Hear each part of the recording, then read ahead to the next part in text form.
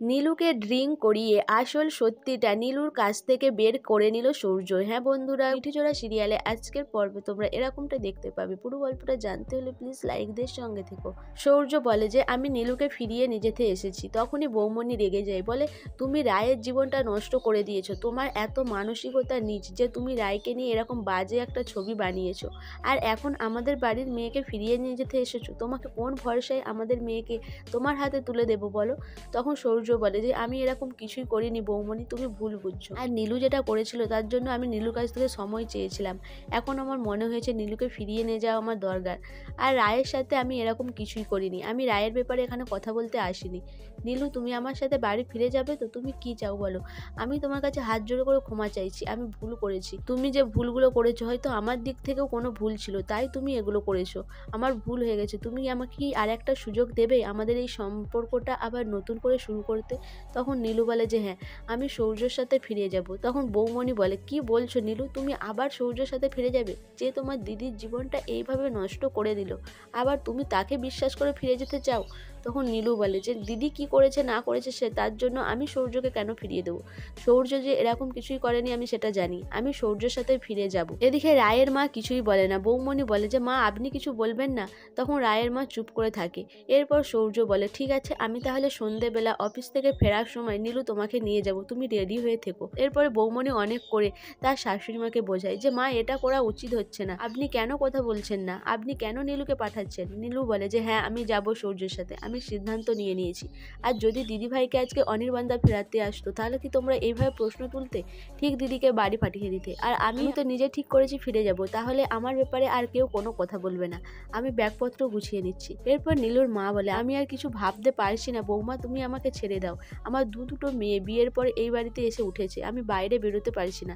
যদি একজন কেউ শ্বশুরবাড়িতে ফিরে যায় তাহলে তো ভালোই। আর নীলু ফিরে গিয়ে নিজের জীবনটা নিজে গুছিয়ে নিতে যদি পারুক। আমি আর কিছুই বলতে চাই না। এদিকে অনির্বাণ রায়ের কাছে ক্ষমা চাইতে এসে যেই দেখে যে সূর্য ওই বাড়ি থেকে বেরিয়েছে, সেটা দেখে আবার অনির্বাণ রায়কে ভুল বুঝে। অনির্বাণ ভাবে রায়ের সাথে হয়তো সূর্যের আবার তলে তলে কোনো সম্পর্ক চলছে, আর তারা আমার কাছে ভালো মানুষই করছে। এই ভেবে আবার অনির্বাণ বাড়ি ফিরে যায়। তার মাকে বলে যে ডিভোর্স পেপার বানাতে, সে রায়কে ডিভোর্স দেবে আর ডিভোর্স পেপারটা যেন তাড়াতাড়ি তৈরি হয়ে যায়। এরপর অনির্বাণ বাড়ি ফিরে আসে। এদিকে নীলুকে সন্ধ্যেবেলা বাড়ি ফিরিয়ে নিয়ে যায় সূর্য। নীলুকে বাড়ি ফিরিয়ে নিয়ে যেতে বাড়ির সবাই দেখে অবাক হয়ে যায়, বলে এটা কি করেছো? ওই মেয়েকে এই বাড়িতে কেন ফিরিয়ে এনেছো?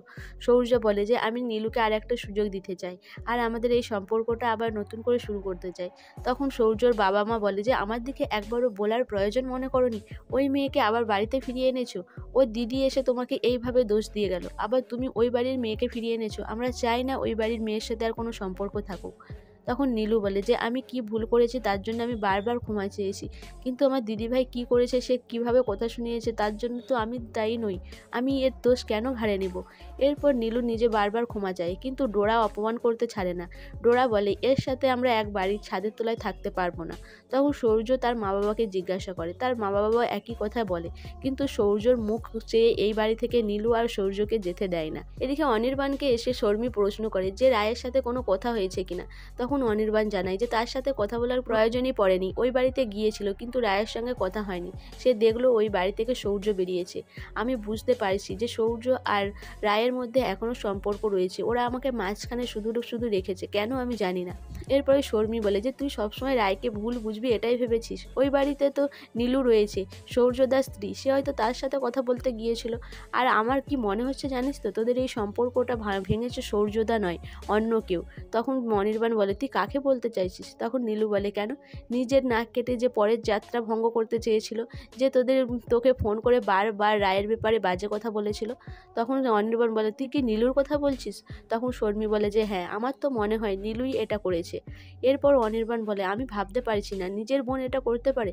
শর্মী বলে দেখ আমি ঠিকই বলছি। এরপর অনির্বাণ ওটা ভেবে দেখে। এদিকে সূর্য নীলুকে ড্রিঙ্ক করায়, বলে এই ছবিগুলো রায়ের কে বানাতে পারে বলো তো?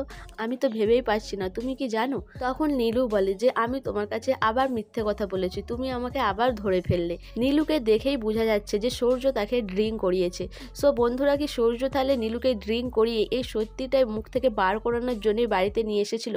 তোমাদের কি মনে হয় অবশ্যই আমাকে কমেন্ট করে জানাবে। আর আমার ভিডিওটা ভালো লাগলে প্লিজ সাবস্ক্রাইব করে দিও, আর লাইক কমেন্ট শেয়ার করো।